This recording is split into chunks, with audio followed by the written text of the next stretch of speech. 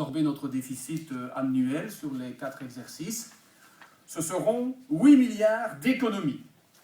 Le train de vie de l'État va diminuer d'autant, à la fois en dépenses primaires et en sécurité sociale, pour retrouver cet équilibre. C'était le choix que nous avons fait en négociation, consacrer les économies au retour à l'équilibre, selon cette trajectoire étalée, lever de nouvelles recettes indispensables, 3 milliards de nouvelles recettes, ce qui fait un exercice budgétaire à 11 milliards, vous aurez fait l'addition, 3 milliards de nouvelles recettes que nous voulons entièrement consacrer à des politiques nouvelles dans 2 domaines, la réduction des charges salariales, réduire le handicap salarial, faire en sorte de provoquer un choc de compétitivité pour créer de l'emploi et aussi pour pouvoir améliorer le pouvoir d'achat de nos concitoyens. Si je passe rapidement en revue les 3 milliards de recettes nouvelles, vous en avez déjà entendu parler, c'est évidemment l'augmentation d'un certain nombre d'axes sur le tabac, sur l'alcool, pas sur la bière, je le précise tous les soirs. C'est une convergence des axes du diesel vers l'essence, mais c'est aussi un certain nombre d'éléments qui touchent, contrairement à ce que disent nos détracteurs, la fiscalité qui touche au capital, puisque c'est l'augmentation de la taxe sur les opérations de bourse, c'est cette fameuse taxe de transparence sur les trusts et les montages juridiques qui clairement veulent viser les montages à l'étranger pour éluder l'impôt, c'est l'augmentation des taxes bancaires, c'est aussi une taxe sur les intercommunales et quelques modifications de TVA, des modifications mineures, puisque ça vise, vous en avez entendu parler, la chirurgie esthétique, ce sera 21% sur la chirurgie esthétique, ainsi que les achats sur Internet qui bénéficiaient d'un particularisme en Belgique. Vous savez aussi que pour rénover son bâtiment à un taux de TVA à 6%, le bâtiment devra avoir 10 ans au lieu de 5. Ces mesures, je vous les détaille pour vous expliquer surtout ce à quoi nous avons échappé, puisque d'aucuns voulaient soit augmenter la fiscalité sur l'épargne, nous nous y sommes opposés, la fiscalité globalement sur l'immobilier, sur les loyers en particulier, nous nous y sommes opposés. Nous nous sommes aussi opposés à l'augmentation des taux de TVA en tant que tels. Les taux resteront à 6, à 12 et à 21%. Et enfin, il n'y aura pas de cotisation de crise. Je vous l'ai dit, l'objectif numéro 1 de cet accord de gouvernement, c'est créer de l'emploi, en renforçant la compétitivité de nos entreprises. 3,8 milliards seront consacrés à cette réduction du handicap salarial, et il est arrivé au bon moment, puisque, à tout le moins en partie, c'est notre ministre Willy Boursu qui s'emploiera notamment à renforcer l'exonération des charges pour les 3 premiers emplois dans les PME. Vous savez que l'objectif global sur la législature est de réduire les cotisations patronales de 33 à 25%. Et c'est vrai, dans ce registre, il y aura un saut d'index, socialement corrigé pour les pensions et les allocations les plus faibles, un saut d'index, puisque nous maintenons le principe, le mécanisme de l'indexation automatique des salaires dans notre pays. Je le répète, un saut d'index qui sera aussi compensé pour les travailleurs au travers de l'augmentation des frais forfaitaires déductibles. Cette mesure qui entrera en application dans 15 jours, le 1er janvier prochain, ce qui permettra d'ailleurs au travers des précomptes de voir le salaire de 90% de nos travailleurs augmenter, ceux qui, effectivement, dans leur déclaration, travaillent au niveau des frais forfaitaires déductibles. Et en régime de croisière en 2016, c'est une augmentation qui a été récemment chiffrée par la Cour des comptes à une augmentation pour un salaire moyen de 276 € par an. Donc, écoutez-moi bien, cette mesure vise à augmenter le pouvoir d'achat. Ça contraste sérieusement avec ce que d'aucuns ont essayé de faire croire par presse interposée. Ce gouvernement s'attaque aux pensions, s'attaque aux allocations, s'attaque aux salaires. Vous allez perdre du salaire net. Eh bien, je viens de vous démontrer le contraire au travers de cette mesure qui touchera plus de 90% de l'ensemble de nos travailleurs. Grâce à ce choc de compétitivité, nous espérons ainsi créer des dizaines de milliers d'emplois. La dernière analyse, celle de la Banque nationale, chiffre les emplois créés à 59 000 emplois créés quand elle analyse le programme de ce gouvernement. Nous voulons aussi assurer la soutenabilité, la pérennité des futures pensions. J'ai l'habitude, soir après soir, d'adresser un clin d'œil à mon ami Daniel Backlund. Il n'est malheureusement pas là aujourd'hui. Je sais qu'une de ses collaboratrices est dans la salle. Où est-ce qu'elle se cache? Voilà. Et donc Daniel qui, c'est vrai, je le dis souvent, a pour le mouvement réformateur en charge ce qui sera probablement la plus grande réforme qu'on aura à connaître sous cette législature. Alors c'est vrai, autant le dire d'emblée, hein, on ne voulait pas spécialement augmenter l'âge légal de la pension à 67 ans. Mais en juillet, nous avons été un certain nombre à lire attentivement le rapport de la commission spéciale dans laquelle siégeait l'ancien ministre des Pensions socialiste Frank Vandenbroek, qui nous donnait un certain nombre d'indications, posait un certain nombre de constats, nous livrait un certain nombre de recommandations. 10 000 personnes accèdent à la retraite tous les mois. Et si en 2006, les pensions nous coûtaient 25 milliards, 6 ans plus tard, en 2012, les pensions nous en coûtaient 37. 12 milliards de plus.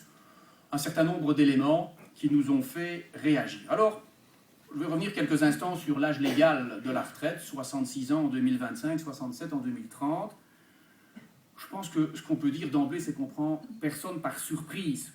D'une part parce que, bien évidemment, c'est en 2030, nous tiendrons compte évidemment de la pénibilité d'un certain nombre de métiers, mais surtout, la durée de la carrière reste bien fixée à 45 ans. Autrement dit, si je veux résumer la situation par rapport à cet âge symbolique de 67 ans, prendront leur pension à 67 ans. Ceux qui, aujourd'hui, ont moins de 50 ans, seront à ce moment-là en bonne santé, n'ont pas un métier pénible et n'auront pas déjà atteint avant une carrière complète de 45 ans. Autrement dit, la situation de ceux qui, aujourd'hui, prennent leur retraite à 65 ans.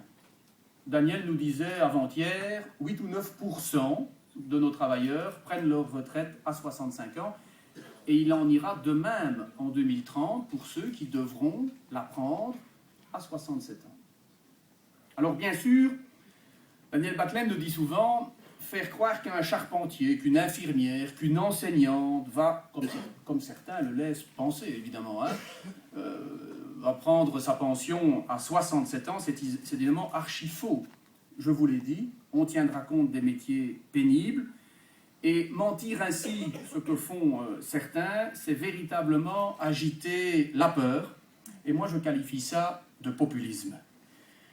Nous devons, c'est vrai, veiller à retarder l'âge réel de la pension, au travers d'un certain nombre de mesures qui touchent l'aménagement des fins de carrière, les départs anticipés et les prépensions. Ainsi, la condition de carrière augmentera jusqu'à 42 ans pour ce système de pension anticipée en 2019 et l'âge de la prépension sera progressivement porté à 63 ans. D'ailleurs, pour garder le même différentiel qu'aujourd'hui entre l'âge légal et l'âge auquel on peut prendre une prépension. C'est vrai, nous adopterons aussi les pensions les plus basses des indépendants, et je sais que c'est une mesure qui a déjà été prise, elle est actée. Willy Borsu vous en parlera tout à l'heure, tout comme la possibilité qu'auront les indépendants qui ne sont pas en société mais qui travaillent en personne physique, ça n'était pas le cas aujourd'hui, d'accéder au deuxième pilier de pension. Nous autoriserons celles et ceux qui veulent travailler plus longtemps, j'ai bien dit qui veulent travailler plus longtemps, moyennant des droits de pension complémentaires. Et là aussi, je veux tordre le cou à un canard, quand je vous disais tout à l'heure qu'on racontait tout et n'importe quoi sur cet accord de gouvernement, dire que certains vont perdre dans le montant et dans le calcul de leur pension quand ils vont travailler plus, c'est évidemment archi faux, puisque si vous travaillez plus, vous améliorez vos conditions de carrière et vous améliorez de facto votre pension. Point que le gouvernement a déjà engrangé aussi, c'est le fait de permettre aux personnes pensionnées qui, soit ont 65 ans, soit ont 45 ans de carrière accomplie, d'exercer une activité rémunératrice sans plus aucune limite pénalisant leur pension. C'est un acquis, vous le savez, c'était dans notre programme électoral depuis longtemps. C'est déjà un élément décidé par ce gouvernement et qui sera en application le 1er janvier prochain. Nous voulons aussi maintenir, même renforcer, notre protection sociale. J'évoquais les pensions tout à l'heure, quelques chiffres sur le coût global de la sécurité sociale, qui, vous le savez, est évidemment en pleine expansion. dans le courant de cette législature, de 2015 à 2019, si nous n'avions accompli aucune réforme, aucune mesure, on serait passé en financement de la sécurité sociale de 72 à 83 milliards, soit une augmentation de 11 milliards sur cette seule législature. Et vous le savez, la sécurité sociale, elle est financée globalement, c'est vrai, par les cotisations sociales, mais ça ne suffit pas. L'État, tous les ans, doit combler un déséquilibre de la sécurité sociale au travers d'une dotation d'équilibre pour remettre à flot cette sécurité sociale. Cette dotation d'équilibre mesure le déficit de la sécurité sociale. Et ce déficit, en 4 ans, c'est-à-dire de 2011 à 2014, il est tout simplement passé d'1,2 à 6,2 milliards.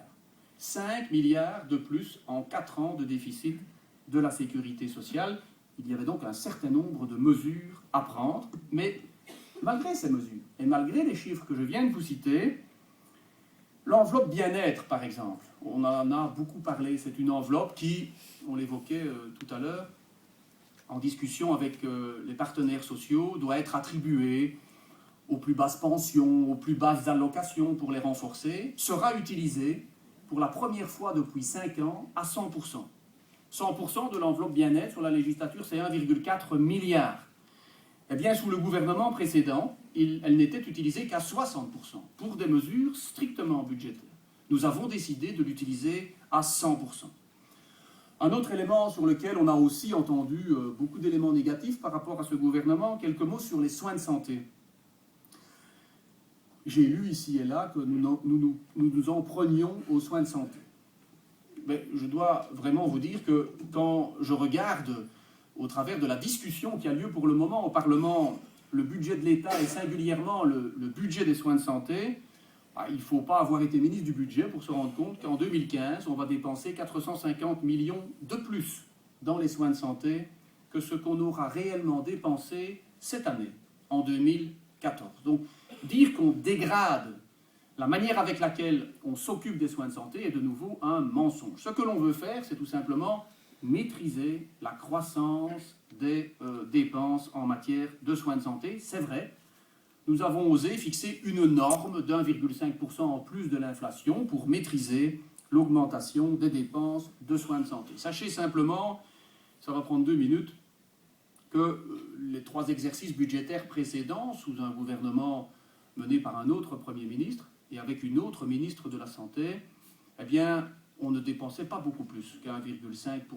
Seulement, facialement, on annonçait à tous ceux qui voulaient l'entendre que la norme de progression des dépenses de soins de santé, elle était de 3%. Et moi qui ai vécu en 3 ans, je ne sais plus moi, 10 ou 12 contrôles budgétaires, cette ministre de la Santé, vous savez l'hystérique du moment là, cette ministre de la Santé venait nous dire à chaque contrôle budgétaire, je peux encore faire 300-400 millions d'économies dans les soins de santé. Et elle a fait ça 10 ou 12 fois de suite pendant 3 ans, parce que ça c'était son cadeau dans les purs budgétaires du gouvernement. Nous ne voulions plus travailler de cette façon-là, nous voulions dès le départ connaître notre orientation budgétaire dans ce fameux tableau dont je vous parlais tout à l'heure et qui reprend l'exercice budgétaire pour les 4 prochaines années. Je viens de vous exposer un certain nombre de mesures économiques, de mesures sociales. Elles sont évidemment nombreuses dans cet accord de gouvernement et je voudrais évoquer maintenant avec vous quelques éléments plus sociétaux de l'accord de gouvernement. Comme par exemple la justice, puisque nous voulons rendre plus efficace notre justice. Nous voulons, c'est vrai, améliorer le processus judiciaire et protéger davantage les victimes. Vous savez que nous voulons accélérer les procédures pénales, notamment grâce au plaidé coupable. Nous voulons